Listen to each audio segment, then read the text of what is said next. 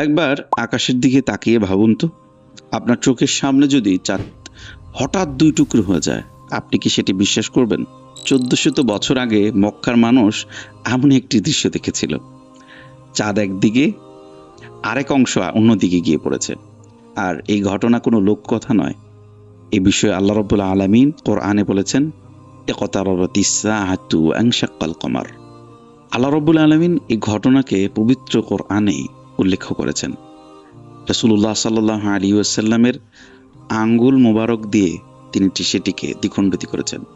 ঘটনাটি ছিল মক্কায়। মুশরিক রাসূল সাল্লাল্লাহু আলাইহি ওয়াসাল্লামের কাছে একটি নিদর্শন দেখতে চেয়েছিলেন। আর তখন আল্লাহর কুদরতে রাসূল সাল্লাল্লাহু আলাইহি ওয়াসাল্লামের ইশারায় চাঁদ দ্বিখণ্ডিত হয়ে গিয়েছিল। এটি রাসূল সাল্লাল্লাহু আলাইহি ওয়াসাল্লামের অন্যতম একটি মুজিজা। হযরত আব্দুল্লাহ ইবনে মাসউদ রাদিয়াল্লাহু তাআলা আনহু থেকে হাদিসটি এসেছে যে রাসূল সাল্লাল্লাহু আলাইহি ওয়াসাল্লামের যুগে চাঁদ দুই খণ্ডিত বিভক্ত হয়েছিল। তখন রাসূল সাল্লাল্লাহু আলাইহি ওয়াসাল্লাম বললেন, তোমরা সাক্ষী থাকো। কিন্তু আশ্চর্যের বিষয় হচ্ছে, চোখের সামনে এমন নিদর্শন দেখেও তারা ঈমান আনল না।